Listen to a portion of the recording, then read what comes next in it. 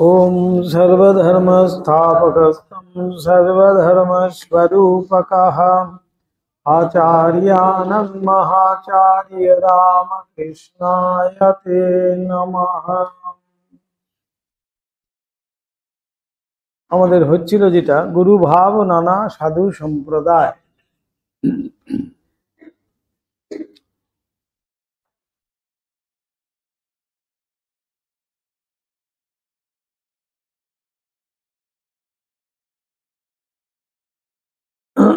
পদ্মলোচন পড়া হচ্ছিল নাকি?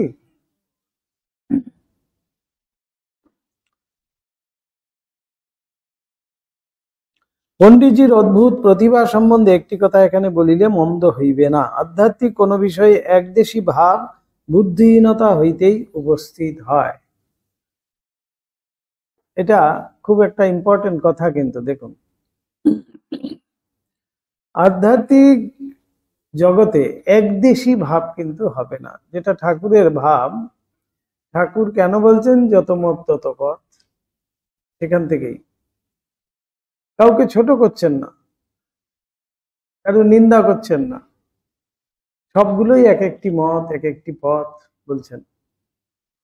যে কোনো আমি মত অবলম্বন করি না কেন, যে কোনো পথ আমি ধরি না কেন, সেটা শুধুমাত্র আমার গন্তব্য যদি ঈশ্বর হয়ে থাকে, তাহলে সেই পথ দিয়েও আমি কিন্তু ঈশ্বরের কাছেই যেতে পারি। অর্থাৎ আমাদের প্রত্যেকেরই গন্তব্য হলো সেই এক, ঈশ্বর ভিন্ন অন্য কিছু নয়। তাই সেখানে একদেশী ভাব, আমারটাই শুধুমাত্র ঠিক, আমারটা যদি না নাও, আমারটা যদি না মানো, আমার কালীকে যদি, আমার কৃষ্ণকে যদি, আমার শিবকে যদি না মানো, তাহলে তোমার অধোগতি প্রাপ্ত হবে।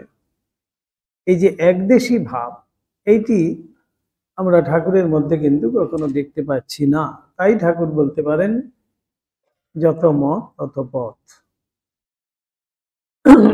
যে কোনো মত, যে কোনো ভাবাশ্রয়ী, যে কোনো মত অবলম্বী, তাদের গন্তব্য যদি ঠিক থাকে, অর্থাৎ তাদের লক্ষ্য যদি ঠিক থাকে যে ঈশ্বরকেই আমি চাইব।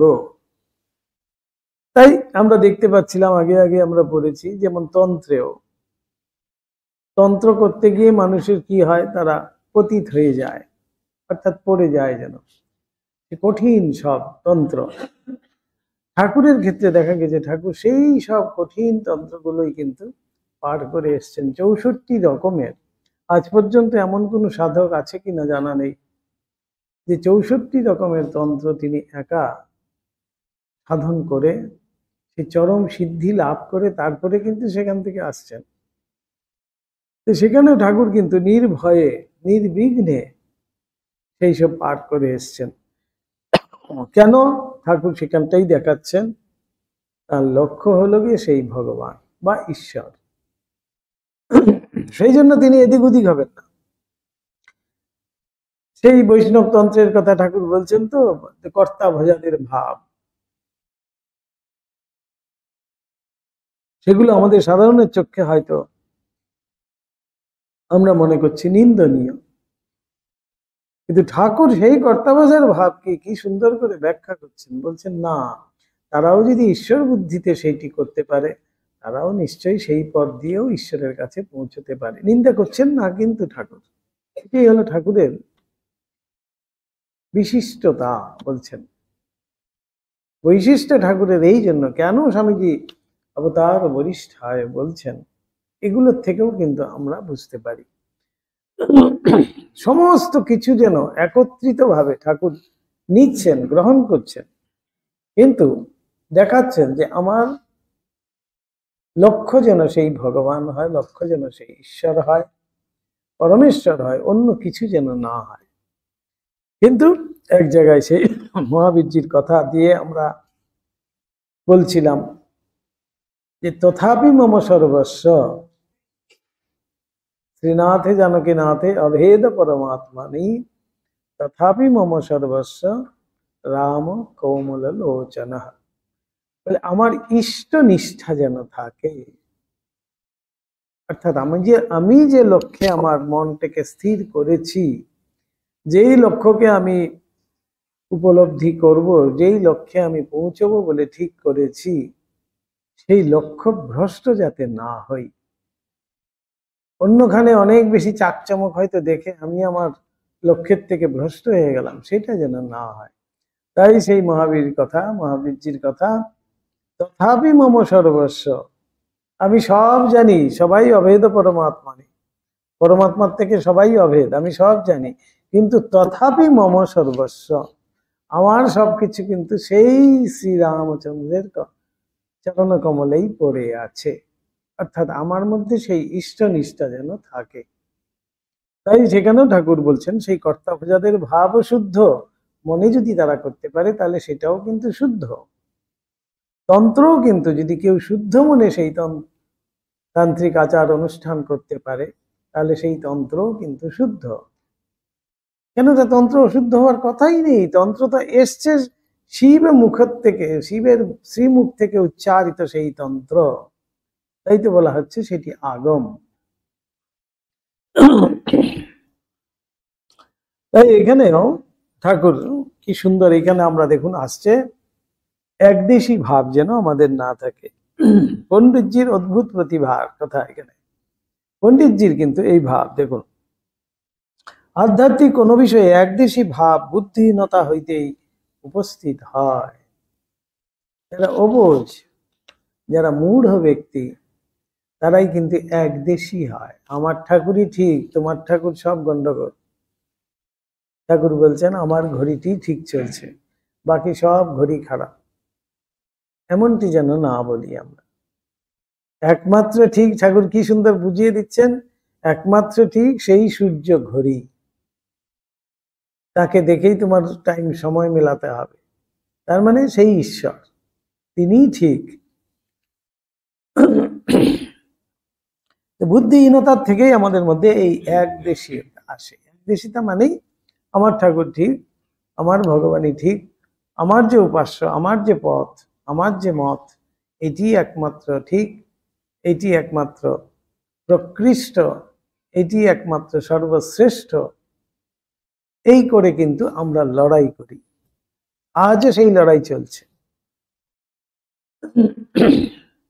এই প্রসঙ্গে ঠাকুর পণ্ডিতজির ওই কথা কখনো কখনো আমাদের নিকট উল্লেখ করিতেন, কারণ আমরা পূর্বেই বলিয়াছি অসাধারণ সত্যনিষ্ঠ ঠাকুর কাহারও নিকট হইতে কখনো কোনো মনোমত উদার ভাব প্রকাশক কথা শুনিলে উহা স্মরণ করিয়া রাখিতেন।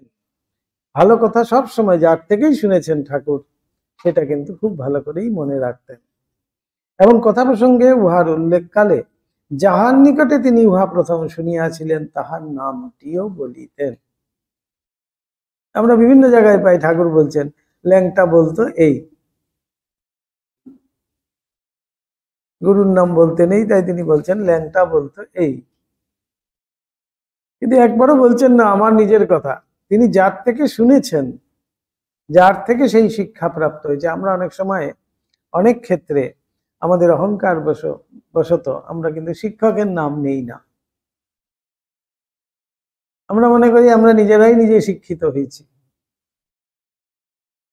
শিক্ষকের নাম নেই না। অর্থাৎ যিনি আমাকে শিখিয়েছেন, যিনি আমাকে এই প্রথম কথা শুনিয়েছেন, তার নাম কিন্তু আমরা নেই না। কিন্তু ঠাকুর এমনই সত্যনিষ্ঠ ছিলেন, ভালো কথা কিছু হলেই সেটা অবশ্যই মনে রাখতেন এবং সেটা প্রসঙ্গক্রমে উল্লেখ করতেন, এবং যার থেকে শুনেছিলেন তার নামটিও বলতেন। তাই লীলা প্রসঙ্গকার এখানে তুলে ধরছেন সেটি। ঠাকুর বলিতেন বর্ধমান রাজসভায় পণ্ডিত দিগের ভিতর শিব বড় কি বিষ্ণু বড়, এই কথা লইয়া একসময় মহা আন্দোলন উপস্থিত হয়। ওই যে একদেশী কত সুন্দর উত্তর দিয়েছিলেন তিনি, দেখুন শিব বড় না বিষ্ণু বড়, আজও তো চলছে। কট্টরপন্থী যারা আছে বৈষ্ণব সম্প্রদায়ের মধ্যে বিশেষ করে, তারা বলছে শিবের প্রসাদ খাওয়া যায় না। এটার মধ্যে অনেক রকমের সংশয় আছে। শিবের প্রসাদ খাওয়া যায় না, শিব পুরাণ অনুযায়ী কিন্তু বলা হয়েছে কোনো শিব পার্থিব শিবের যে প্রসাদ সেইটি গ্রহণ করা উচিত নয়। পার্থিব শিবলিঙ্গ অর্থাৎ মূর্তি, যে পাথরে নির্মিত কোনো মূর্তিকার সেই লিঙ্গ নির্মাণ করেছে, সেইখানকার প্রসাদ কিন্তু গ্রহণ করা উচিত নয় বলছে। কিন্তু বানলিঙ্গ বা স্বয়ম্ভু সিংলিঙ্গ বা যে কোনো ধাতুলিঙ্গ সেগুলোও কিন্তু ইচ্ছা করলে আমরা গ্রহণ করতে পারি। আবারও বলা হচ্ছে সেখানে শিব পুরাণের মতে, আমার কথা নয়, শিব পুরাণ মনে বলছে, সেই প্রসাদ যদি বিষ্ণু সহযোগে নিবেদন করা হয়, অনেক জায়গায় দেখবেন শিবের সাথে যেন বিষ্ণুকে রেখে অর্থাৎ শালগ্রামকে রেখে পূজা করা হচ্ছে। বিষ্ণু সেই জায়গায় যদি পূজিত হন তখন আর সেই প্রসাদের কোনো অসুবিধা থাকে না। কেন বলা হয়েছে শিবের প্রসাদ? শিব থাকেন কোথায়? শ্মশানে। তাই সেইখানে যখনই প্রসাদ দেওয়া হয়, কিছু দেওয়া হয়, শিবকে নিবেদন করা হয়, সেটি কিন্তু শিবের সাঙ্গপাঙ্গ যারা আছে ভালোই জানেন, তারাই গ্রহণ করে। তাহলে তাদের উচ্ছিষ্ট খেতে হচ্ছে আমাদের, তো সেই অর্থে বলা হয়েছে। কিন্তু শিব যখনই নারায়ণের সাথে পূজিত হচ্ছেন, নারায়ণ কিন্তু বৈকুণ্ঠে থাকেন, তখনই শিব নারায়ণের সাথে যখনই থাকছেন তখনই কিন্তু সেই প্রসাদের মধ্যে কোনো আর দোষ থাকছে না। এটা শিব পুরাণ অনুযায়ী বলা হয়েছে। কিন্তু সেখানে বলা হয়েছে কট্টরপন্থী সেই যারা একদেশী, তারা বলছেন যে না, শিবের প্রসাদই গ্রহণ করা যাবে না। বেলপাতাকে ছুঁচ্ছে তো কাঠি দিয়ে বেলপাতা তুলছে, বেলপাতা নাকি ছোঁয়াই যাবে না, তুলসী পাতা ছাড়া, সে তো চন্দন ছাড়া তারা কিছু ছুবেই না, এমনটি কট্টর কিন্তু আছে। তাই এই একদেশী, এগুলোকেই বলছে একদেশী। কিন্তু ভগবান ঈশ্বর তো এক, তিনি এক বই দ্বিতীয় কেউ নন। যে যেইভাবে তাকে পেতে চেয়েছে, দেখতে চেয়েছে, তিনি সেইভাবেই কিন্তু ধরা দিয়েছেন। কিন্তু আমাদের শাস্ত্র অনুযায়ী বিধিবৎ, বিধির কিছু প্রচলন করে দিয়েছেন, যে শিব পূজার এই এই বিধি, বিষ্ণু পূজার এই এই বিধি, শক্তি পূজার এই এই বিধি। এই বিধি মেনে যখন আমি করছি তখন কিন্তু এই আচারগুলো আসছে, না হলে কিন্তু কোনো আচারই দরকার নেই। আমি তো সেই যে পরমেশ্বর, সেই যে পরমাত্মা, সেই যে সচ্চিদানন্দ বিগ্রহ, তাঁরই তো পুজো করছি। তাহলে সেখানে আবার কিসের ফুল আর কার বেলপাতা, কার কি, সবই তো তাঁরই জিনিস, তাঁরই সৃষ্টি জিনিস, সৃষ্ট তাঁরই কাছেই আবার নিবেদন করছি। গঙ্গা জলেই গঙ্গা পুজো। এইভাবে আমাদের মনটাকে যদি উদার করতে না পারি, তাহলে কিন্তু সত্যিকারের আধ্যাত্মিকতা হয় না। তাই এখানে পদ্মলোচনের কথা শুরু করতেই কিন্তু এই কথার প্রসঙ্গ এসছে, কোনো আধ্যাত্মিকতায় একদেশী ভাব থাকবে না। প্রকৃত আধ্যাত্মিকতা মানেই হলো গিয়ে উদার হবে। কখনো সংকীর্ণ মনোভাবাপন্ন মানুষ কিন্তু আধ্যাত্ম গুণ সম্পন্ন হতে পারে না। গতকাল শশী মহারাজের তিথি পুজো গেল। শশী মহারাজের একটা ভারী সুন্দর কথা আছে, কালকেই পড়ছিলাম। তিনি বলছেন, যারা আত্মোন্নতির পথে আছে, আত্মোন্নতি মানে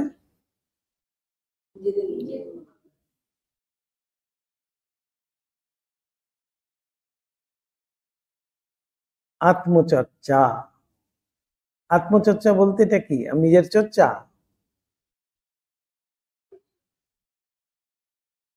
আত্ম বিষয়ক চর্চা।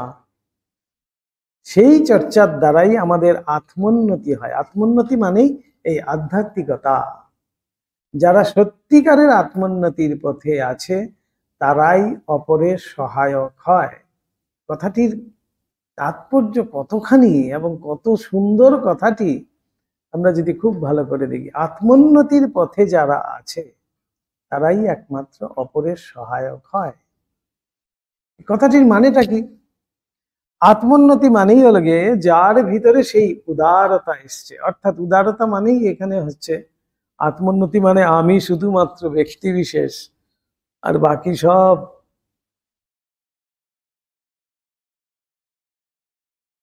ধর্তব্যের মধ্যেই আসে না, আমারটি হলেই হলো, আমি ভালো থাকলেই হলো, আমি সুখে থাকলেই হলো, আমি খেতে পারলেই হলো, এইটাকেও কিন্তু আত্মকেন্দ্রিক বলা হচ্ছে। তো তাহলে সেই আত্ম বলতে এখানে অনেক রকমের ব্যাখ্যা হয়। কিন্তু কেউ আত্মকেন্দ্রিক, আত্মকেন্দ্রিক মানে খুব সেলফ সাফিসিয়েন্ট, মানে সেলফ সাফিসিয়েন্ট বলা যাবে না, সেলফ সেন্টার্ড বলা যাবে, অর্থাৎ ভীষণ স্বার্থপর, সেখানেও আত্ম আসছে।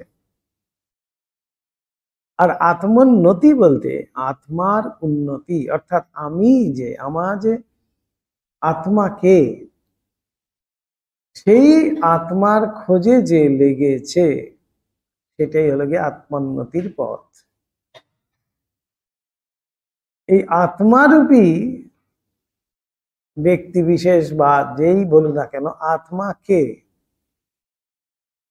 আমিও তো সেই আত্মা। তাহলে আমার মধ্যে যদি সেই আত্মা না থাকে, আমি নড়তাম চড়তাম কি না? তো আমার মধ্যে চেতন শক্তিই তো থাকতো না।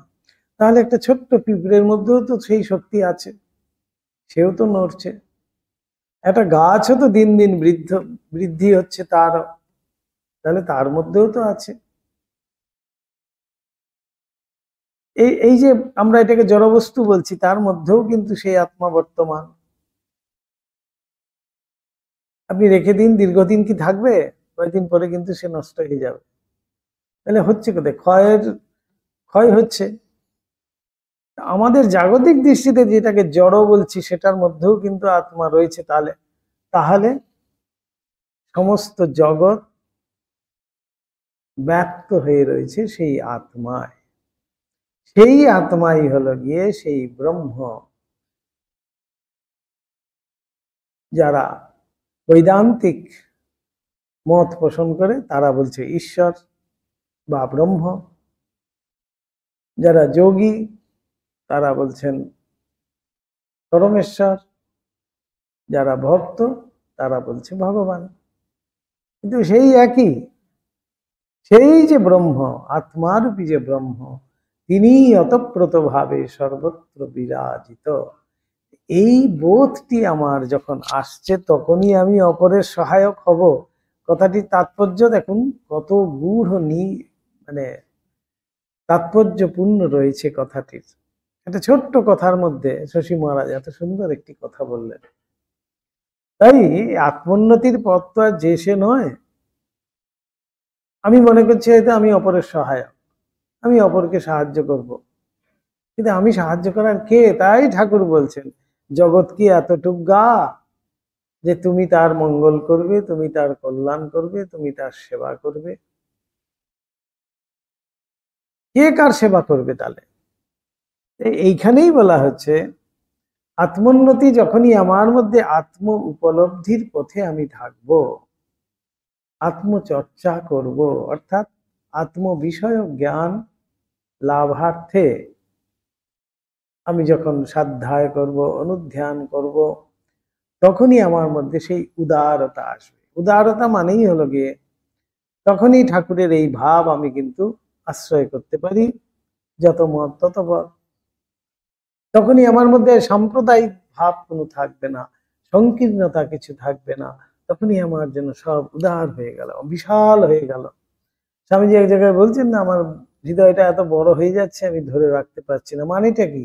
আমাদের কাছে ভীষণ অসম্ভব কথা। হৃদয় তো আমরা জানি এইটুকুন রে বাবা, করে আবার আরো ছোট হয়, তাই তো? হৃদয় আবার বড় হয়ে যায় নাকি? স্বামীজি বলছেন যে হৃদয়টা এত বড় হয়ে যাচ্ছে, ধরে রাখতে পারছি না। শিষ্য যখন প্রথম শুনলেন, ভাবলেন এই আবার কি অদ্ভুত কথা। পরে বুঝতে পারলেন কোথায় ফিলিপিনে না কোথায় ভূমিকম্প হয়েছে। স্বামীজি এখানে বলরাম বোসের বাড়িতে বিকাল বেলায় পায়চারি করছেন আর কাঁদছেন। বলছে আজকে অনেক লোক মারা গেছে। আর কিছু কথা হলো না। পরের দিন খবরের কাগজে দেখা গেল, ঠিক স্বামীজি সেই সময় যখন পায়চারি করছিলেন, ব্যস্ত সমস্ত হয়ে, ঠিক সেই সময়ই সেখানে একটা মস্ত বড় ভূমিকম্প হয়েছিল এবং অনেক লোকের প্রাণহানি হয়েছিল।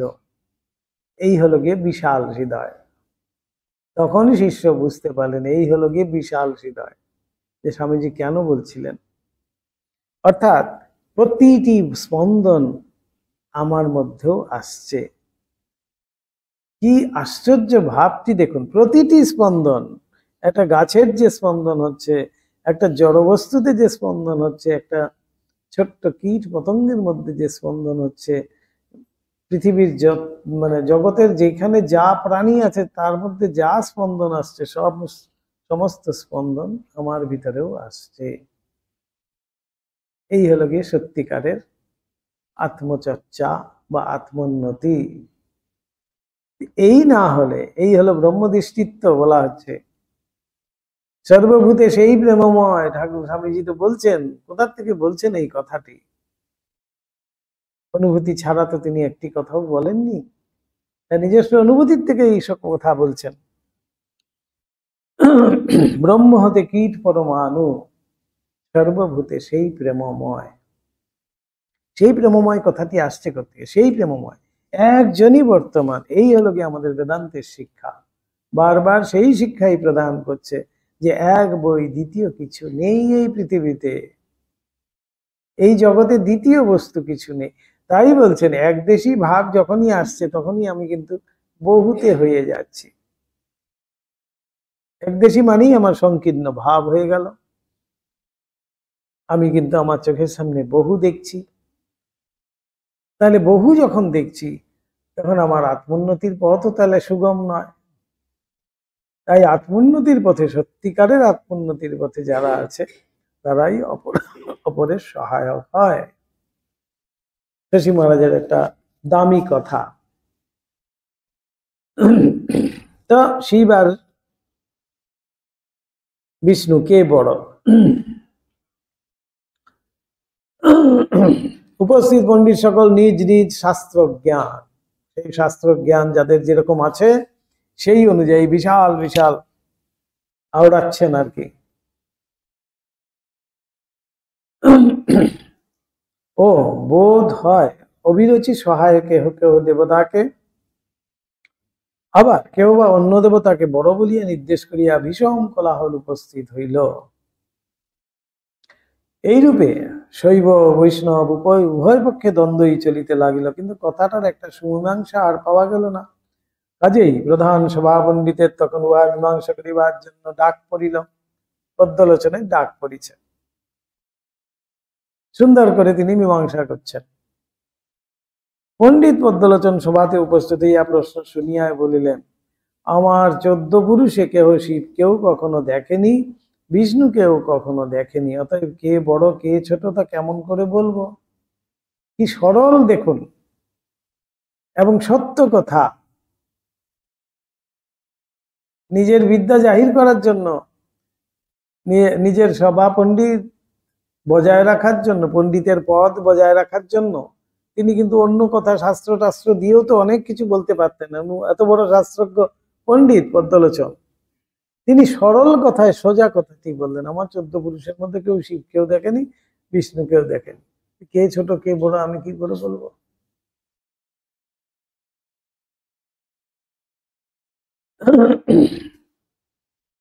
তবে শাস্ত্রের কথা শুনতে চাও তো এই বলতে হয় যে শৈব শাস্ত্রে শিবকে বড় করেছে। এই কত সুন্দর কথাগুলো দেখুন, শৈব শাস্ত্রে শিবকে বড় করা হয়েছে। যার যেমন শাস্ত্র, আমি শৈব শাস্ত্র যখন বলছি শিবকেই বড় করে বলবো, এটা নিয়ম।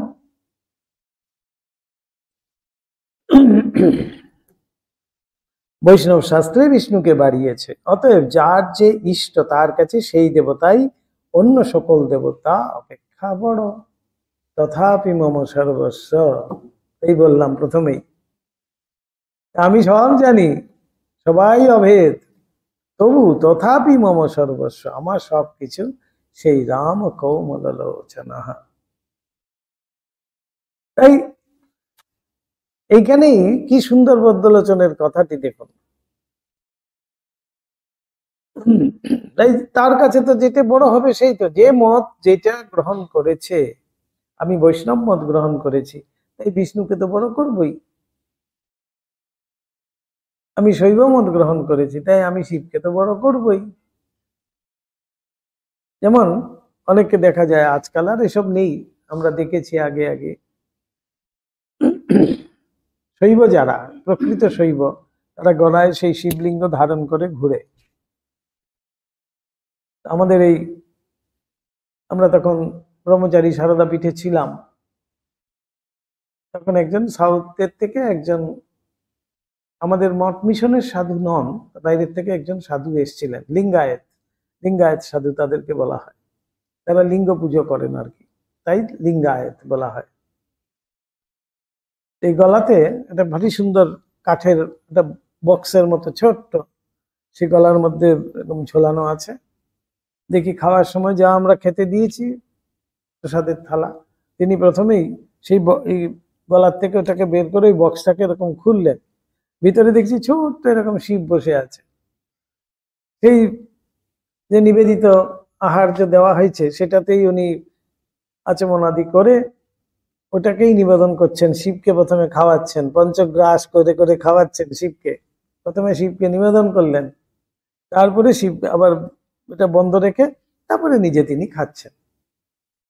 সেরকম বৈষ্ণবদের মধ্যেও আছে এরকম কট্টর, তারা গলায় সেই শালগ্রামকে নিয়ে ঘুরে বেড়ান। তারা যেখানেই যাবেন সেই শালগ্রামকে আগে পুজো করবেন, যা তাদের আহার্য বস্তু তারা সেই শালগ্রামকে নিবেদন করবেন, তারপরে সেটাকে প্রসাদ হিসাবে গ্রহণ করবেন। এগুলো আজকাল আর এত দেখা যায় না, কেউ কেউ এখনো আছেন সেইভাবেও কিন্তু দেখেছি। তাই তাদের কাছে বৈষ্ণব যারা, তাদের কাছে বিষ্ণুই বড় প্রধান দেবতা, আরাধ্য দেবতা, তাই তারা সেইভাবেই কিন্তু তাদের পুজো করেন, বড় করে দেখছেন। এখন শৈব যারা, তারা শিবকেই কিন্তু সেইভাবেই উপাসনা করছেন, দেখছেন। গানপত্য যারা, তারা গণেশকেই কিন্তু তাদের ইষ্ট দেবতা বলে দেখে তারা সেইভাবেই পুজো করছেন। এবং শাক্ত যারা, তারা শক্তিকেই তাদের উপাস্য দেবী হিসাবে দেখে সেই শক্তির আরাধনাই করছেন। এই শক্তি ছাড়া কিচ্ছু হবে না, এইভাবে তারাও বলছেন, তারা শক্তিকেই বড় করে দেখাচ্ছেন। এটা খুব স্বাভাবিক, যে এই মতের উপাসক সেই মতের দেবতাকে তারা বড় বলবেই। পদ্মালোচনা ভারী সুন্দর এই মীমাংসা করে দিলেন।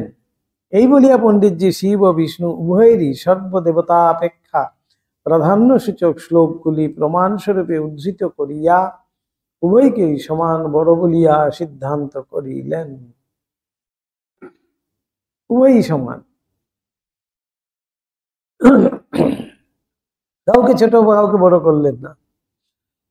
পণ্ডিতজির ওইরূপ সিদ্ধান্তে তখন বিবাদ মিটিয়া গেল এবং সকলে তাহাকে ধন্য ধন্য করিতে লাগিলেন। পণ্ডিতজির ওইরূপ আড়ম্বর শূন্য সরল শাস্ত্র জ্ঞান ও স্পষ্টবাদিতেই তাহার প্রতিভার পরিচয় আমরা বিলক্ষণ পাইয়া থাকি, এবং তাহার এত সুনাম ও প্রসিদ্ধি যে কেন হইয়াছিল তাহার কারণ বুঝিতে পারি। এই জন্যই তিনি এত নামী আর কি, এত শ্রদ্ধাস্পদ ছিলেন সবার। কেন? এই সহজ সরল ছিলেন বলেই, এবং উদার মনোভাবাপন্ন ছিলেন বলেই। শব্দজাল রূপ মহারণ্যে বহুদূর পরিভ্রমণ করিয়াছিলেন বলিয়াই যে পণ্ডিতজির এত সুখ্যাতি লাভ হইয়াছিল তাহা নয়। শব্দজাল রূপ মহারণ্য, তার মানেটা কি?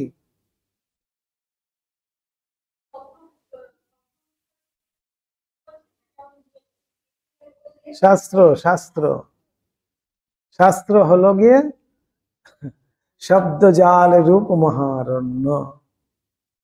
আমরা সেই অরণ্যে ঘুরতে পারি, অনেক ঘুরে ঘুরে অনেক এক্সপিরিয়েন্স, আমাদের অনেক জ্ঞান আহরণ করতে পারি, কিন্তু প্রকৃত জ্ঞান কি আর সেটা হয়? তা নয়। প্রকৃত জ্ঞান আসবে কখন? সেই অনুভূতির দ্বারা। এখানে ভারী সুন্দর করে লিখতে, শব্দ জাল রূপ মহারণ্য। বইয়ের পাহাড়। আমি লাইব্রেরিতে গিয়ে দিন রাত বসে আছি, লাইব্রেরি সব বই পড়া হয়ে গেছে, তাহলে কি আমি জ্ঞানী হয়ে গেলাম? এত নয়।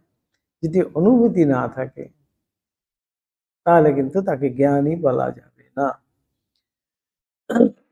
বলছেন সুখ্যাতি লাভ করিয়াছিলেন তাহা নহে, এটাই বলছেন। তিনি শুধুমাত্র সেই শব্দ জালরূপ মহারণ্যে ঘুরেছিলেন বলেই কি প্রসিদ্ধি লাভ করেছিলেন তা কিন্তু নয়। তার সেই সাধনা ছিল, তার সেই অনুভূতি ছিল। লোকে দৈনন্দিন জীবনেও তাহাকে সদাচার, ইষ্টনিষ্ঠা, তপস্যা, উদারতা, নির্লিপ্ততা প্রভৃতি সদ্গুণ রাশির পুনঃ পুনঃ পরিচয় পাইয়া তাহাকে একজন বিশিষ্ট সাধক বা ঈশ্বর প্রেমিক বলিয়া স্থির করিয়াছিল। ক্ষুদিরাম চট্টোপাধ্যায়ের ক্ষেত্রে আমরা দেখতে পাই, তিনি তো তেমন শাস্ত্রজ্ঞও ছিলেন না কিছু, কিন্তু এত নিষ্ঠাবান ব্রাহ্মণ তখনকার সময়ে, নিষ্ঠার সঙ্গে তিনি তার ইষ্ট দেবতার পুজো করছেন এবং সত্যকে ধরে রেখেছেন, পবিত্র জীবন যাপন করছেন, তাই তো লোকে তাকে এত শ্রদ্ধা করতেন। তিনি রাস্তায় বেরোলেই রাস্তার দুদিক থেকে লোক সরে যেত শ্রদ্ধায়। বলছে না, ভারী সুন্দর একটা উপমা আছে। ছেলে বাপের কথা শুনে দুটো কারণ আছে, দু রকম ভাবে শোনে।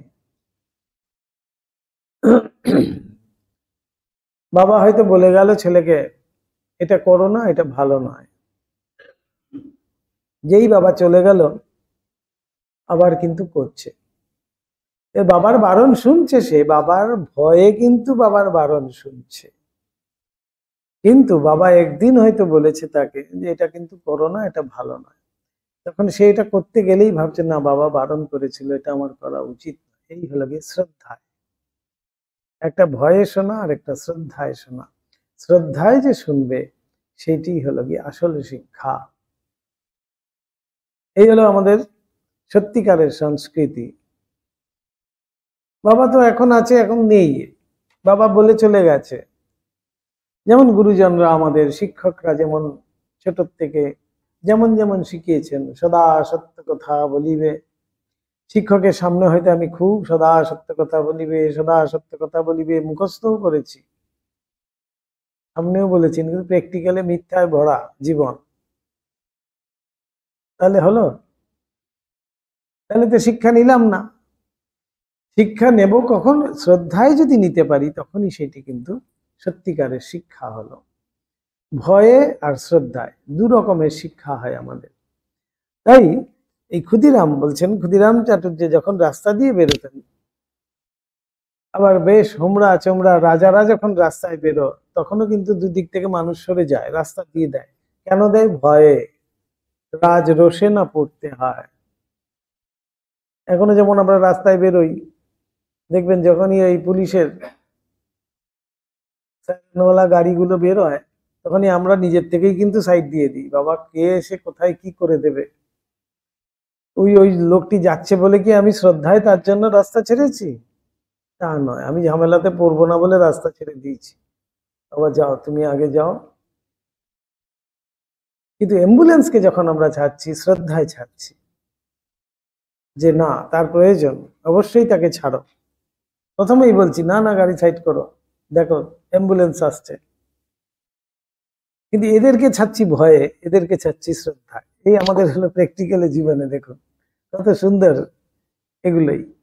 এইরকম দু রকমের শিক্ষা হয় আমাদের।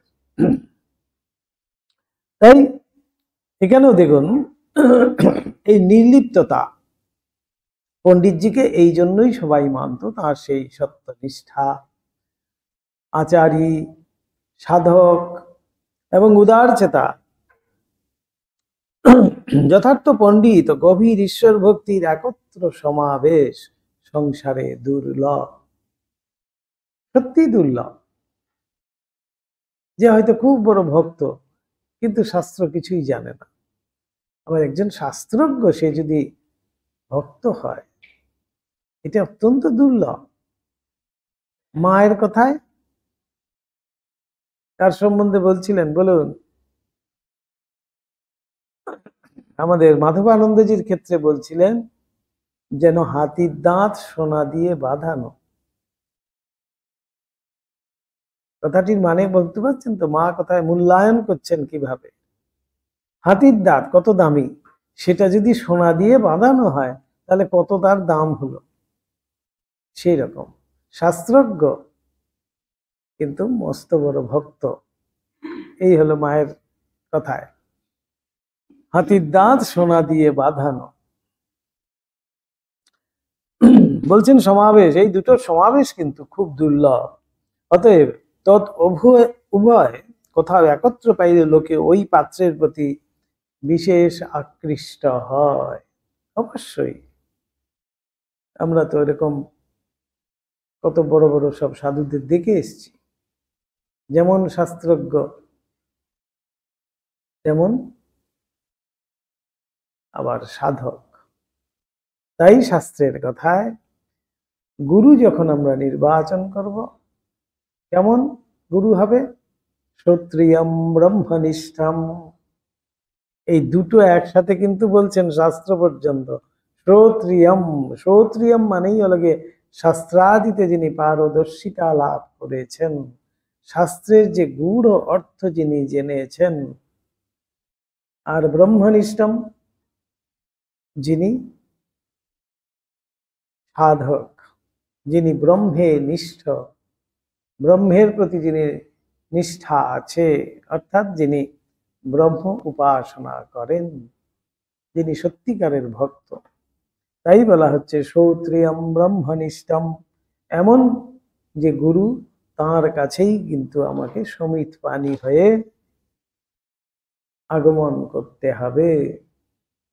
শাস্ত্রের কি সুন্দর কথাগুলো। তাই এখানেও আসছে দেখুন, যখন এই সমাবেশ সংসারে অতি দুর্লভ, এই সমাবেশ যখন কখনই দেখা যায়, মানুষ কিন্তু সেখানে আকৃষ্ট হবেই হবে। অতএব লোক পরম্পরায় ওই সকল কথা শুনিয়া ঠাকুরের ওই সুপুরুষকে যে দেখিতে ইচ্ছা হইবে, ইহাতে বিচিত্র কিছুই নাই। ঠাকুরের মনে যখন ওইরূপ ইচ্ছার উদয় হয়, তখন পণ্ডিতজি প্রৌঢ়াবস্থা প্রায় অতিক্রম করিতে চলিয়া আছেন এবং বর্ধমান রাজ সরকারে অনেক কাল সসম্মানে নিযুক্ত আছেন। ঠাকুরের মনে যখনই যে কার্য করিবার ইচ্ছা হইত, তখনই তাহা সম্পন্ন করিবার জন্য তিনি বালকের ন্যায় ব্যস্ত হইয়া পড়িতেন। সেই মুহূর্তে সেটি না করা পর্যন্ত আর শান্ত হতেন না। জীবন ক্ষণস্থায়ী, যাহা করিবা শীঘ্র করিয়া লও। বাল্যাবধি মনকে ওই কথা বুঝাইয়া তীব্র অনুরাগে সকল কার্য করিবার ফলেই বোধ হয় ঠাকুরের মনের ঐরূপ স্বভাব হইয়া গিয়াছিল। যা করতে হবে এই মুহূর্তে করে নাও, পরে পরে কি হবে কে জানে, কাল কাল কি হবে কে জানে, আজ সময় আছে করে নাও। এমনটি ভাব, এই ডাকাত পড়া ভাব বলছে এটাকে। আবার একনিষ্ঠা ও একাগ্রতা অভ্যাসের ফলেও যে মন ঐরূপ স্বভাবাপন্ন হয়, একথা অল্প চিন্তাতেই বুঝিতে পারা যায়। সে যাহা হোক, ঠাকুরের ব্যস্ততা দেখিয়া মথুরানাথ তাহাকে বর্ধমানে পাঠাইবার সংকল্প করিতেছিলেন। এমন সময় সংবাদ পাওয়া গেল, পণ্ডিত পদ্মলোচনের শরীর দীর্ঘকাল অসুস্থ হয় তাহাকে আরিয়াদহের নিকট গঙ্গা তীরবর্তী একটি বাগানে বায়ু পরিবর্তনের জন্য আনিয়া রাখা হইয়াছে এবং গঙ্গার নির্মল বায়ু সেবনে তাহার শরীর পূর্বাপেক্ষা কিছু ভালো আছে। সংবাদ যথার্থ কিনা জানিবার জন্য হৃদয় প্রেরিত হইল। মায়ের সব ইচ্ছা, ঠাকুরের ইচ্ছা হয়েছে, পদ্মলোচন একেবারে ঘরের কাছে চলে এসছে, দক্ষিণেশ্বর আর আরিয়াদহ একেবারে পাশাপাশি। এবার হৃদয় গিয়ে খবর তদারকি করতে গেছে আছেন কিনা সত্যি। হৃদয় ফিরিয়া আসিয়া সংবাদ দিল, কথা যথার্থ। পণ্ডিতজি ঠাকুরের কথা শুনিয়া তাহাকে দেখিবার জন্য বিশেষ আগ্রহ প্রকাশ করিয়াছেন এবং হৃদয়কে তাহার আত্মীয় জানিয়া বিশেষ সমাদর করিয়াছেন।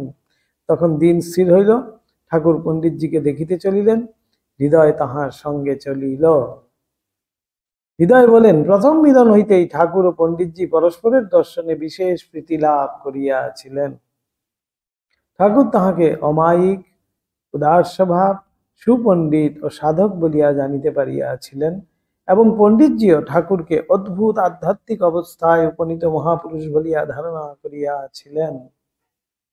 ঠাকুরের মধুর কণ্ঠে মার নাম গান শুনিয়া পণ্ডিতজি অশ্রু সম্বরণ করিতে পারেন নাই এবং সমাধিতে মুহুর্মুহু বাহ্য চৈতন্যের লোভ হইতে দেখিয়া এবং ওই অবস্থায় ঠাকুরের কিরূপ উপলব্ধি সমূহ হয়, সে সকল কথা শুনিয়া পণ্ডিতজি নির্বাক হইয়াছিলেন। শাস্ত্রজ্ঞ পণ্ডিত শাস্ত্রে লিপিবদ্ধ আধ্যাত্মিক অবস্থা সকলের সহিত ঠাকুরের অবস্থা মিলাইয়া লইতে যে চেষ্টা করিয়াছিলেন ইহা আমরা বেশ বুঝিতে পারি। তিনি তো শুধু শাস্ত্রে পড়েছেন, এবার সাক্ষাৎ তিনি সেই শাস্ত্রের কথা ঠাকুরকে দেখে মিলিয়ে নিচ্ছেন। কারণ ঠাকুরের চরম উপলব্ধি সকল শাস্ত্রে লিপিবদ্ধ দেখিতে না পাইয়া তিনি শাস্ত্রের কথা সত্য অথবা ঠাকুরের উপলব্ধি সত্য ইহা স্থির করিতে পারেন নাই। শাস্ত্র পড়েছেন ঠিকই, কিন্তু সত্য কিনা সেটা তো কোথাও দেখেননি তিনি। এইবার ঠাকুরের মধ্যে তিনি কিন্তু সেটি দেখতে পাবেন এবং তখনই তিনি সত্য বলে ভাববেন। এখনো পর্যন্ত কিন্তু সত্য বলে ধরতে পারেননি। অতএব শাস্ত্রজ্ঞান ও নিজ তীক্ষ্ণ বুদ্ধি সহায়ে আধ্যাত্মিক সর্ববিষয়ে সর্বদা স্থির সিদ্ধান্তে উপনীত পণ্ডিতজির বিচারশীল মন ঠাকুরের সহিত পরিচয়ে আলোকের ভিতর একটা অন্ধকারের ছায়ার মতো অপূর্ব আনন্দের ভিতরে একটা অশান্তির ভাব উপলব্ধি করিয়াছিল। কেন সেই অশান্তি, এইটা এবার আসছে। প্রথম পরিচয়ে এই প্রীতি ও আকর্ষণে ঠাকুর ও পণ্ডিতজি আরো কয়েকবার একত্র মিলিত হইয়াছিলেন এবং উহার ফলে পণ্ডিতজির ঠাকুরের আধ্যাত্মিক অবস্থা বিষয়ে ধারণা অপূর্ব গভীর ভাব প্রাপ্ত হইয়াছিল। পণ্ডিতজির ঐরূপ দৃঢ় ধারণা হইবার একটা বিশেষ কারণও আমরা ঠাকুরের শ্রীমুখে শুনিয়াছি। পণ্ডিত পদ্মলোচন বেদান্তোক্ত জ্ঞান বিচারের সহিত তন্ত্রোক্ত সাধন প্রণালীর বহুকাল অনুষ্ঠান করিয়া আসিতেছিলেন। একটা সংমিশ্রণ, বেদান্তোক্ত সাধন এবং তন্ত্রোক্ত সাধন, এবং ঐরূপ অনুষ্ঠানের ফলও কিছু কিছু জীবনে প্রত্যক্ষ করিয়াছিলেন। ঠাকুর বলিতেন, জগদম্বা তাহাকে পণ্ডিতজির সাধনলব্ধ শক্তি সম্বন্ধে একটি গোপনীয় কথা ওই সময়ে জানাইয়া দেন। তিনি জানিতে পারেন সাধনায় প্রসন্ন হইয়া পণ্ডিতজির ইষ্টদেবী তাহাকে বর প্রদান করিয়াছিলেন বলিয়াই তিনি এতকাল ধরিয়া অগণ্য পণ্ডিত সভায় অপর সকলের অজেয় হইয়া আপন প্রাধান্য অক্ষুণ্ণ রাখিতে পারিয়াছিলেন। একটা সিদ্ধাই ছিল পণ্ডিতজির, একটা গাড়ু আর গামছা। কি আশ্চর্য! ঠাকুর যাওয়ার আগেই মা সব দেখিয়ে দিয়েছে। ঠাকুর একদিন আরেকবার যখন দক্ষিণেশ্বরে এসেছিল, ঠাকুর এই গাড়ু আর গামছা ছলনা করে একদিন লুকিয়ে দিয়েছিলেন। সেই কি অবস্থা! সেই গাড়ু গামছা পাচ্ছে না বলে তিনি কিছুতেই সভাতে আর গিয়ে বসছেন না। এইসব অনেক সব কাণ্ড এখানে আসছে, দেখুন। পণ্ডিতজির নিকটে সর্বদা একটা জলপূর্ণ গাড়ু ও একখানি গামছা থাকিত এবং কোনো প্রশ্নের মীমাংসা অগ্রসর হইবার পূর্বে উহা হস্তে লইয়া ইতস্তত কয়েক পদ পরিভ্রমণ করিয়া আসিয়া মুখ প্রক্ষালন ও মক্ষণ করত তৎকার্যে প্রবৃত্ত হওয়া আবহমান কাল হইতে তাহার রীতি ছিল। ওই জল দিয়ে একটু মুখ ধুয়ে তারপরে গামছা দিয়ে হাতটা মুছে এসে বসতেন। এটা তার বহুদিনের রীতি ছিল। তাহার ওই রীতি বা অভ্যাসের কারণ অনুসন্ধানে কাহারও কখনো কৌতূহল হয় নাই এবং উহার যে কোনো নিগূঢ় কারণ আছে, কোনো নিগূঢ় কিছু আছে কিনা কেউ তো বুঝতে পারত না। একমাত্র ঠাকুরের দ্বারাই সেটা বের করতে পেরেছিল, ঠাকুরই সম্ভব হয়েছিল। আমার মনে আছে, এই সিদ্ধায়ের কথা বলতেই মনে পড়ছে একটা। তখন আমরা বোম্বেতে আছি, তো আমার ভীমসেন যোশীর সব নাইট হতো, তো তখন যেতাম আমাদের পূর্বাশ্রমে থাকাকালীন আর কি। ভীমসেন যোশী খুব প্রিয় ছিল আমার। বিভিন্ন সময় আমার রাত্রি জেগে অফিস টফিস সব গেল আর কি, পরের দিন আমার অফিস হবে, রাত্রি জেগে পুরো নাইট দেখছি। আর পণ্ডিতজি আমাকে খুব ভালোবাসতেন, মানে পরিচয় হয়ে গেছিল বলে আমি একেবারে ভিতরে বসে উনার সব শুনতাম। একদিন দেখছি কেউই খেয়াল করেনি, আমার কিন্তু একটু হলেও চোখে পড়েছিল আর কি। একটা দেখতাম, এত বড় পণ্ডিত, ভারতরত্ন পাওয়া একজন পণ্ডিত, কত নাম ডাক্তার, কিন্তু দেখতাম একখানা শাল ওনার, একটা শাল, সমস্ত যেখানে যান, আমি প্রায় সবগুলোতেই যেতাম, সব জায়গায় দেখতাম ওই একটি শাল আছে, গায়ে করে দিয়ে তারপরে বসতেন, বসে ঘন্টার পর ঘন্টা গাইছেন। একদিন দেখছি আমি, এসে নেমেছেন গাড়ি থেকে, নেমে ওই স্টেজে উঠতে যাবেন, হঠাৎ এরকম এরকম এরকম করছেন, আর কিছুতেই স্টেজে উঠছেন না। তখন দেখা গেল যে ওই শালটা নেই। আর তখন তার যে অ্যাসিস্ট্যান্ট তাকে বলছেন, আরে এটা কোথায় গেল, এটা কোথায় গেল। খুব যেন একটা বিরক্তি প্রকাশ করছেন, বোঝাই যাচ্ছে। উনি বলছেন, আরে কতবার বলেছি ওটা ঠিক করে রাখবে, নিয়ে আসবে, যাও আগে যাও। সেই তার অ্যাসিস্ট্যান্ট আবার গেলেন গাড়ি করে, সেইটা নিয়ে এলেন, তারপরে ওটাকে গায়ে দিলেন, তারপরে গিয়ে স্টেজে বসলেন। তার জন্য প্রোগ্রামটা আধ ঘন্টা লেট হলো। রেকর্ডিং, এভরি রেকর্ডিং এর জন্য তিনি যখন যেতেন ওই শালটা নিয়ে যেতেন। আশ্চর্য একটা। তখন আমার মনে হয়েছিল যে এটার মধ্যে কিছু একটা আছে। তখন তো এইসব এত সব বুঝতাম না, সিদ্ধাই টিদ্ধাই। তখন মনে হতো যে আমাদের কাছে ওই পয়া বলবো না, পয়া বস্তু থাকে বলে, যে এটা যদি কাছে রাখি খুব ভালো। দেখবেন অনেকে পরীক্ষা দিতে যায়, ওই পেনটি ছাড়া পরীক্ষা দেবেই না, ওই পেনটাকে যত্ন করে রাখে, পরীক্ষার সময় ওই পেনটাকেই নিয়ে যায়, বলছে ওটা খুব পয়া আমার কাছে, এরকম সব। এগুলো সিদ্ধাই কিন্তু বলতে গেলে এই ছোট্টখাটো একটা, এই ঠাকুরও ঠিক দেখুন ধরেছে। কেউ এটা অনুসন্ধানও করেননি যে কি আর আছে। স্টেজে বসার আগে উনি পণ্ডিত সভায় যাওয়ার আগে একটু মুখ প্রক্ষালন করছেন, মুখ ধুচ্ছেন, আবার গামছা দিয়ে মুখ মুছছেন, এটা আবার কি এমন, করতেই পারে। কেউ কল্পনাও করেনি তাহার ইষ্টদেবীর নিয়োগ অনুসারেই যে তিনি ঐরূপ করিতেন, এবং ঐরূপ করিলেই যে তাহাতে শাস্ত্র জ্ঞান, বুদ্ধি ও প্রত্যুৎপন্ন মতি দৈব বলে সম্যক জাগরিত হইয়া উঠিয়া তাহাকে অন্যের অজেয় করিয়া তুলিত। পণ্ডিতজি এ কথা কাহারও নিকটে, এমনকি নিজ সহধর্মিনীর নিকটেও কখনো প্রকাশ করেন নাই। কেউ জানতো না, তিনি ভিন্ন, কেউ জানতেন না, ঠাকুর জেনে গেছে। কিন্তু এইখানে তো আর লুকানো যাবে না। পণ্ডিতজির ইষ্টদেবী তাহাকে ঐরূপ করিতে নিবৃতে প্রাণে প্রাণে বলিয়া দিয়াছিলেন, এবং তিনিও তদবধি এতকাল ধরিয়া উহা অক্ষুণ্ণভাবে পালন করিয়া অন্যের অজ্ঞাতসারে উহার ফল প্রত্যক্ষ করিতেছিলেন। ঠাকুর বলিতেন, জগদম্বার কৃপায় ওই বিষয়ে জানিতে পারিয়া তিনি অবসর বুঝিয়া একদিন পণ্ডিতজির গাড়ু গামছা তাহার অজ্ঞাতসারে লুকাইয়া রাখেন। কি ঠাকুরের কাণ্ড দেখুন। এবং পণ্ডিতজিও ততভাবে উপস্থিত প্রশ্নের মীমাংসায় প্রবৃত্ত হইতে না পারিয়াও উহার অন্বেষণেই ব্যস্ত হন। কিছুতেই আর সভাতে গিয়ে বসছেন না, খালি ওইটা খুঁজে যাচ্ছেন। পরে যখন জানিতে পারিলেন ঠাকুর ওইরূপ করিয়াছেন, তখন আর পণ্ডিতজির আশ্চর্যের সীমা থাকে না।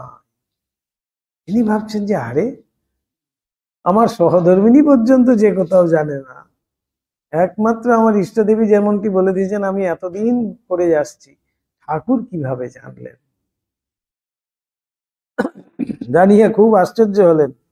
আবার যখন বুঝিলেন ঠাকুর সকল কথা জানিয়া শুনিয়াই ঐরূপ করিয়াছেন, তখন পণ্ডিতজি আর থাকিতে না পারিয়া তাহাকে সাক্ষাৎ নিজ ইষ্ট জ্ঞানে সজল নয়নে স্তব স্তুতি করিয়াছিলেন।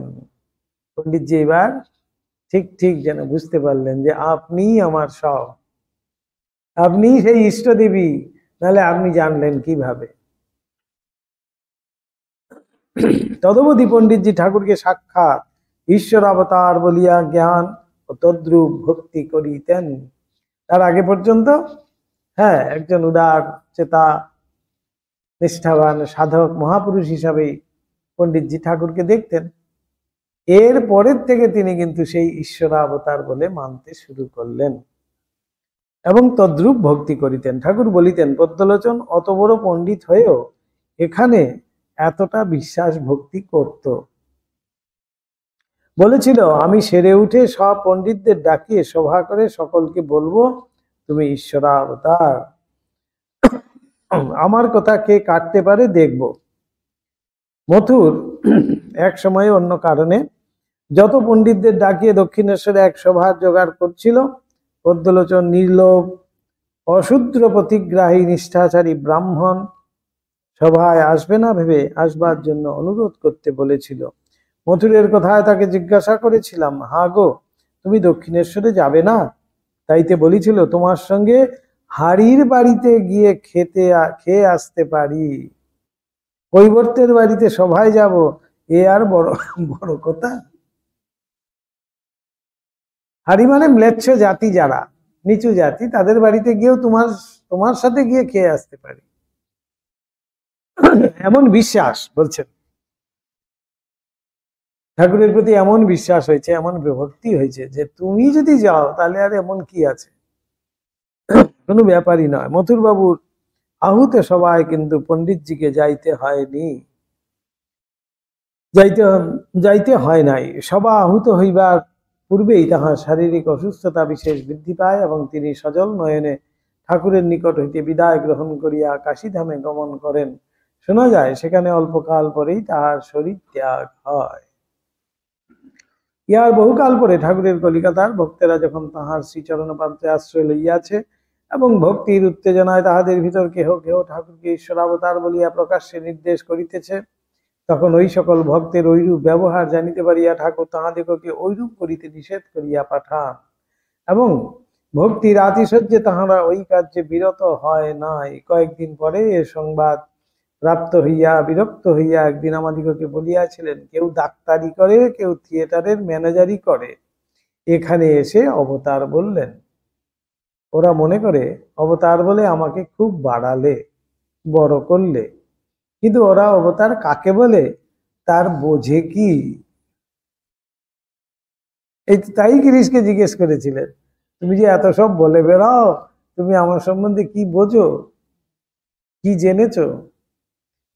গিরিশ কিন্তু দেখুন অকাতরে তার মনের কথাই কিন্তু বললেন, যে পরিষ্কার নত জানু হয়। তিনি বললেন, ব্যাস বাল্মীকি যে আর হত্যা করতে পারেনি, আমি আর তা কি বলতে পারি? কিন্তু তিনি দিনের দিন বিশ্বাস করেছেন ঠাকুর ঈশ্বর অবতার। তাই ঠাকুর গিরিশের বিশ্বাসের কথাই বলছেন, পার্শ্বিকে পাওয়া যায় না বিশ্বাস। ঠাকুর বিরক্ত হয়ে বলছেন, এরা সব ডাক্তারি করে আর এইসব ম্যানেজারি করে আর এইসব করে, তারা কিনা বলে অবতার। অবতারের বুঝে কি? অবতার মানে কি সেটাও তো জানে না। ওদের এখানে আসবার, অবতার বলবার ঢের আগে পদ্মলোচনের মতো লোক, যারা সারা জীবন ওই বিষয়ে চর্চায় কাল কাটিয়েছে, কেউ 6টা দর্শনে পণ্ডিত, কেউ 3টে দর্শনে পণ্ডিত, কত সব এখানে এসে অবতার বলে গেছে। অবতার বলা তুচ্ছ জ্ঞান হয়ে গেছে। ওরা অবতার বলে এখানকার আর কি বাড়াবে বল? কবেই বলা হয়ে গেছে, এখন তোমরা নতুন করে কি বলবে? এটাই ঠাকুর বলতে চাইছে। পদ্মলোচন ভিন্ন আরো অনেক খ্যাতনামা পণ্ডিত দিগের সহিত ঠাকুরের সময়ে সময়ে সাক্ষাৎ হইয়াছিল।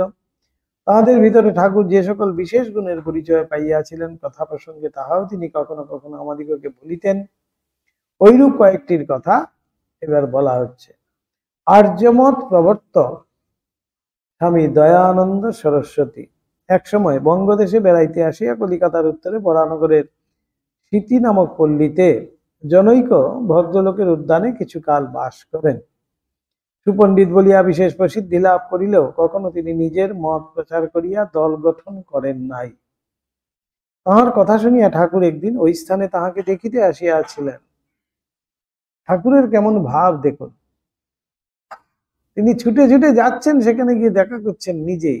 পদ্মলোচনের কাছেও কিন্তু নিজে গিয়ে আড়িয়াদ হয়ে গিয়ে তিনি দেখা করলেন।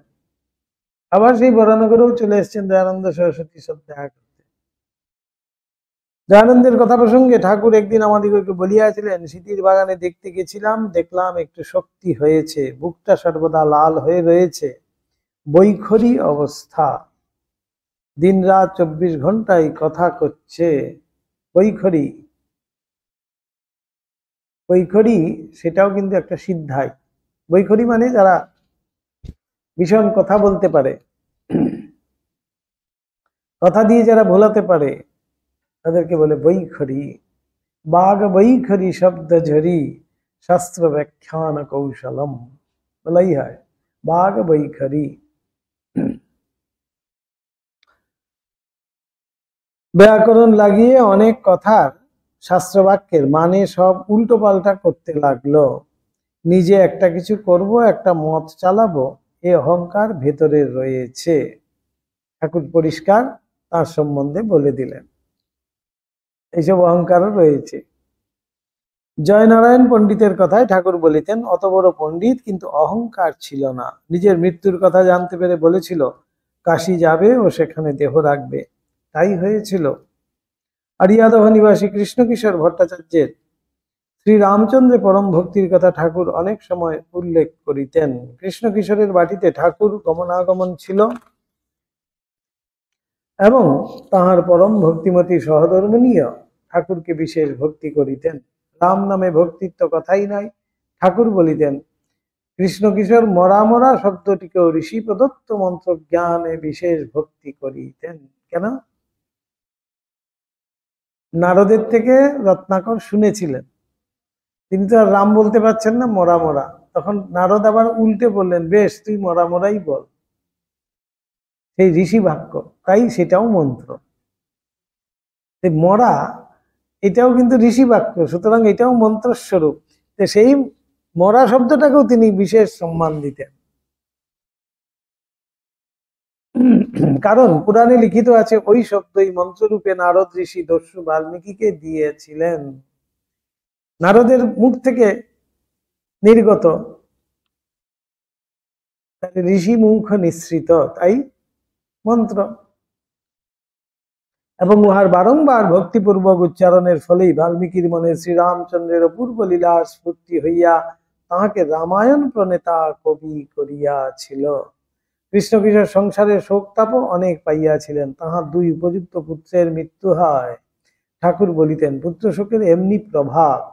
অত বড় বিশ্বাসী ভক্ত কৃষ্ণকিশোরও তাহাতে প্রথম প্রথম সামলাইতে না পারিয়া আত্মহারা হইয়াছিলেন। পূর্বোক্ত সাধকগণ ভিন্ন।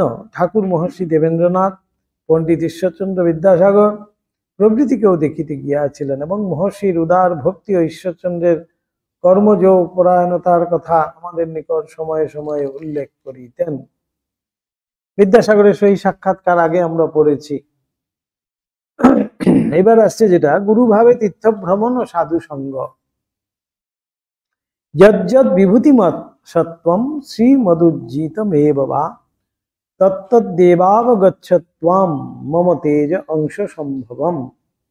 ভগবান স্বয়ং বলছেন, যেখানে যেখানে বিভূতি দেখতে পাবে সেখানেই আমি আছি জানবে। আমারই তেজের অংশ কিন্তু সেটা।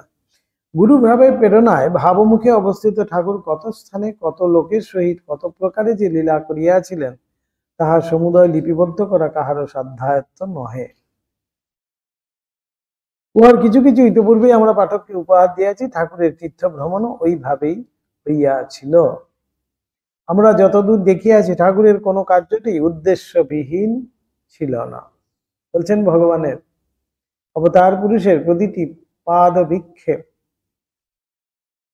অকারণে হয় না, প্রতিটি পদক্ষেপ তার কোনো কারণ আছে, সেইটি লীলার সাথে যুক্ত, সেই জন্য তিনি সেই পদবিক্ষেপ করছেন।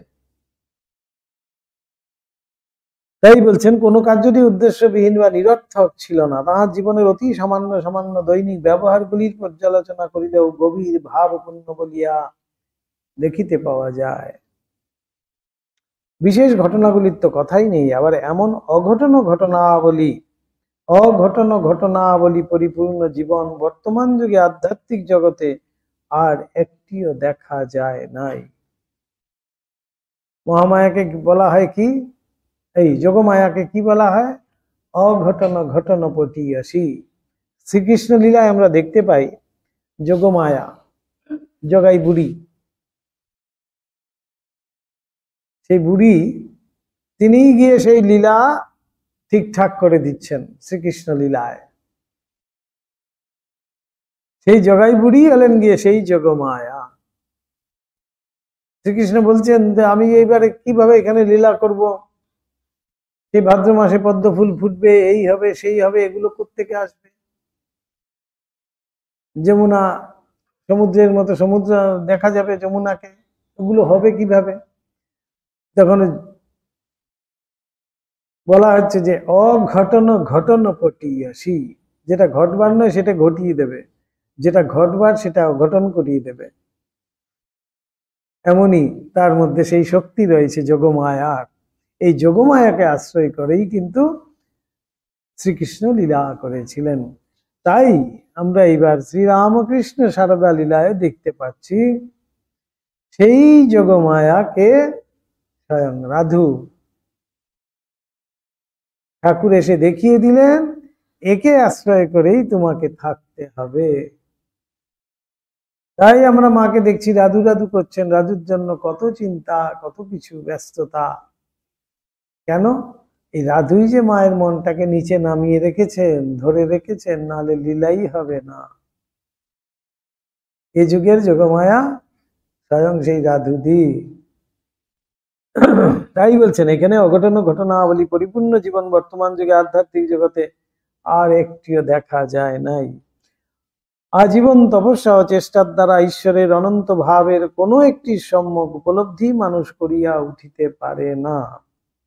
তা নানাভাবে তাহার উপলব্ধি ও দর্শন করা, সকল প্রকার ধর্মমত সাধন সহায়ে সত্য বলিয়া প্রত্যক্ষ করা এবং সকল মতের সাধক দিগকেই নিজ নিজ গন্তব্য পথে অগ্রসর হইতে সহায়তা করা। আধ্যাত্মিক জগতে এরূপ দৃষ্টান্ত দেখা দূরে থাকুক, কখনো কি আর শোনা গিয়াছে? তাই স্বামীজি বলছেন অবতার পরিষ্ঠায়। এমনটি আর শোনা যায়নি। প্রাচীন যুগে ঋষি আচার্য এবং অবতার পুরুষেরা এক একটি বিশেষ বিশেষ ভাবরূপ পথ অবলম্বনে স্বয়ং ঈশ্বর উপলব্ধি করিয়া তত্ত্বৎ ভাবকে ঈশ্বর দর্শনের একমাত্র পথ বলিয়া ঘোষণা করিয়াছেন।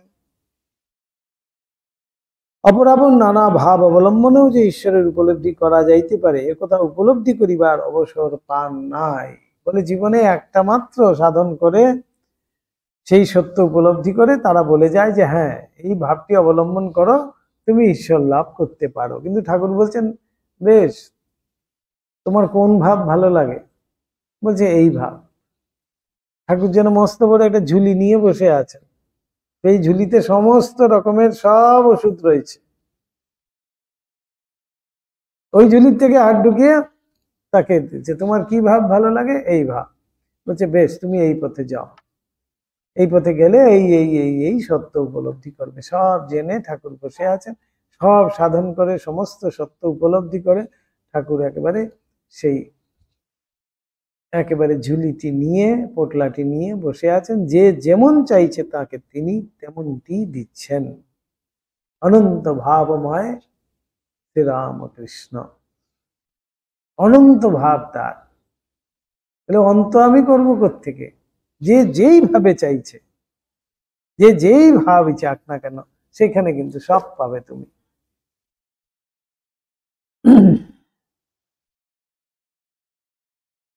এই যে বলছেন অপরাপর নানা ভাব অবলম্বনে যে ঈশ্বরের উপলব্ধি হতে পারে, সেটার খবর দেবে কে? কেন তারা উপলব্ধি করতে পারেনি অপরাপর ভাব দিয়ে। ঠাকুর সমস্ত সর্বমতের ভাব অবলম্বন করেই কিন্তু ঠাকুর সেই সত্য উপলব্ধি করেছেন। তাই তো তিনি বলতে পারছেন যত মত তত পথ। না তো বলতেন যে না, আমার মতটাই একমাত্র পথ, মম মত একম পথ, বলতে পারতেন তো?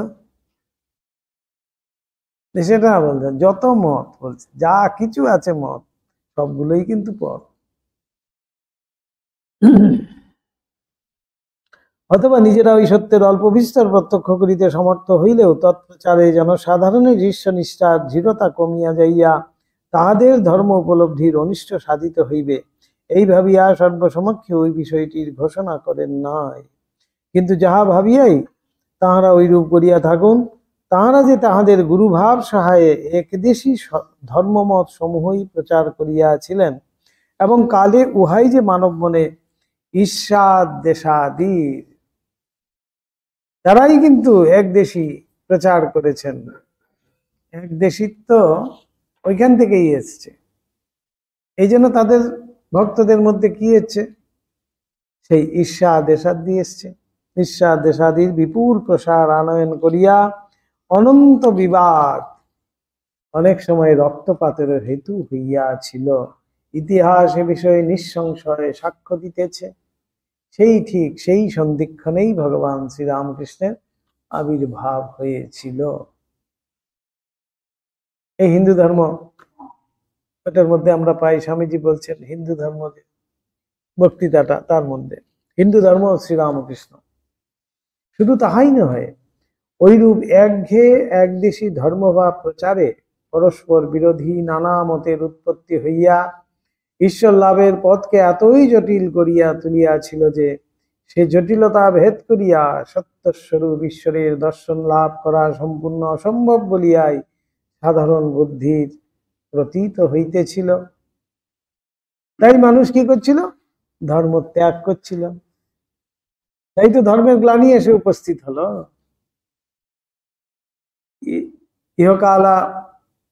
ইহকালাবসায়ী ভৌগৈক সর্বস্ব পাশ্চাত্যের জড়বাদ আবার সময় বুঝিয়াই যেন দুর্দমনীয় বেগে শিক্ষার ভিতর দিয়া ঠাকুরের আবির্ভাবের কিছুকাল পূর্ব হইতে ভারতে প্রবিষ্ট হইয়া তরলমতি বালক ও যুবক দিকের মন কলুষিত করিয়া নাস্তিকতা, ভোগানুরাগ প্রভৃতি নানা বৈদেশিক ভাবে দেশ প্লাবিত করিতেছিল। কেমন ভাবে সমাজ তখন ধর্ম দূষিত হয়েছিল, গ্লানিযুক্ত হয়েছিল, সেটাই বলা হচ্ছে। পবিত্রতা, ত্যাগ ও ঈশ্বর অনুরাগের জ্বলন্ত নিদর্শন স্বরূপ এ অলৌকিক ঠাকুরের আবির্ভাবে ধর্ম পুনরায় প্রতিষ্ঠিত না হইলে দুর্দশা কত দূর গড়াইত তাহা কে বলিতে পারে। ঠাকুর স্বয়ং অনুষ্ঠান করিয়া দেখাইলেন যে ভারত এবং ভারতেরও দেশে প্রাচীন যুগে যত ঋষি, আচার্য, অবতার, মহাপুরুষেরা জন্মগ্রহণ করিয়া যত প্রকার ভাবে ঈশ্বর উপলব্ধি করিয়াছেন এবং ধর্ম জগতের ঈশ্বর লাভের যত প্রকার মত প্রচার করিয়া গিয়াছেন, তাহার কোনটি মিথ্যা নহে। এই প্রথম একজন যিনি বলছেন যে কোনো মতই মিথ্যা নয়। এত উদার ভাব আর কেউ কিন্তু বলতে পারেননি এই কথা। এত যে মহাপুরুষ সব এসছেন, এত ঋষিরা এসছেন, তারা এক একটি মতের কথাই তারা বলেছেন। কিন্তু ঠাকুর এবং বলছেন যে সমস্ত মহাপুরুষরা যা যা সাধন করেছেন, যেই মতের কথা বলেছেন, সবই সত্য, কোনোটাই কিন্তু মিথ্যা নয়। তাই ঠাকুর উপমা দিয়ে বলছেন বাজার একটি, বাজারে যাওয়ার পথ অনেকগুলো। যে কোনো পথ দিয়ে যাও না কেন, তুমি কিন্তু বাজারে পৌঁছতে পারো। প্রত্যেকটি সম্পূর্ণ সত্য। এত সুন্দর করে ঠাকুর বোঝাচ্ছেন, প্রত্যেকটি কিন্তু সম্পূর্ণ সত্য। বিশ্বাসী সাধক ওই পথ অবলম্বনে অগ্রসর হইয়া এখন তাহাদের না ঈশ্বর দর্শন করিয়া ধন্য হইতে পারেন। দেখাইলেন যে পরস্পর বিরুদ্ধ সামাজিক আচার, রীতিনীতি প্রভৃতি লইয়া ভারতীয় হিন্দু ও মুসলমানের ভিতর পর্বত সদৃশ ব্যবধান বিদ্যমান থাকিলেও উভয়ের ধর্মই সত্য। উভয়ই এক ঈশ্বরের ভিন্ন ভিন্ন ভাবের উপাসনা করিয়া বিভিন্ন পথ দিয়া অগ্রসর হইয়া কালে সেই প্রেম স্বরূপের সহিত প্রেমে এক হইয়া যায়। দেখাইলেন যে ওই সত্যের ভিত্তির উপর দণ্ডায়মান হইয়াই উহারা উভয়কে কালে সব প্রেম আলিঙ্গনে বদ্ধ করিবে এবং বহুকালের বিবাদ ভুলিয়া শান্তি লাভ করিবে। কবে যে শান্তি লাভ করিবে সেটিটা আমাদেরও আশা। এই বিবাদে তো আজও আমরা ভুগছি, তাই নয়? সর্বত্র সেই একই অশান্তি। কবে যে ঠাকুর এসছিলেন বলে এতটুকু যেন আছে তবুও, তাহলে ঠাকুর যদি না হতো তাহলে আজকে কোন জায়গায় দাঁড়াতো আমরা যদি চিন্তা করি, কল্পনাতীত অবস্থা যেন। ঠাকুর আছেন বলে তবুও যেন একটা মাথা গোজার আমাদের জায়গা হয়েছে।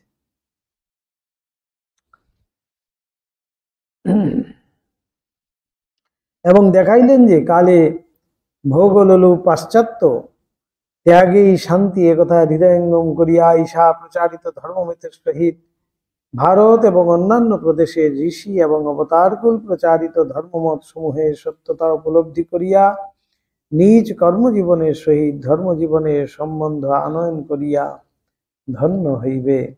এই অদ্ভুত ঠাকুরের জীবন আলোচনায় আমরা যতই অগ্রসর হইব ততই দেখিতে পাইব ইনি দেশ বিশেষ, জাতি বিশেষ, সম্প্রদায় বিশেষ বা ধর্ম বিশেষের সম্পত্তি নহেন। তাই তো মা বলেছিলেন, তুমি তো কেবল আমার ঠাকুর নও।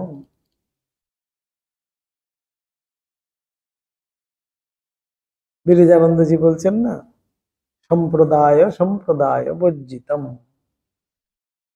এমনই একটি সম্প্রদায় যেখানে কোনো সম্প্রদায়ই নেই, সম্প্রদায় বর্জিতম। তাই এমন একটি সুন্দর জায়গায় তিনি নিয়ে এলেন, দেখালেন। ঠাকুরের যখন জীবন আলোচনা করি আমরা তখনই দেখতে পাই দেশ বিশেষ, জাতি বিশেষ, সম্প্রদায় বিশেষ বা ধর্ম বিশেষের সম্পত্তি নহেন। পৃথিবীর সমস্ত জাতিকেই একদিন শান্তি লাভের জন্য ইহার উদার মতের আশ্রয় গ্রহণ করিতে হইবে।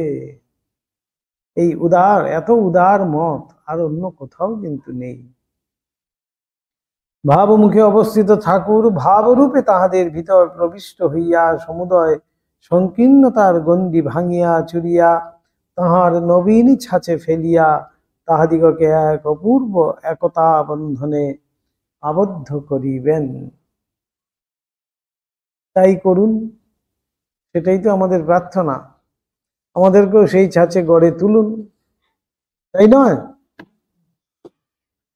ওম নিরঞ্জনম নিত্যম অনন্ত রূপম ভক্তানুকম্পাধৃত বিগ্রহং বৈ ঈশাবতারং পরমেশমিদ্যম তম রামকৃষ্ণম শিরসা নমামঃ। ওম শান্তি শান্তি শান্তি। হরি ওম তৎসৎ। শ্রীরামকৃষ্ণার্পণমস্তু।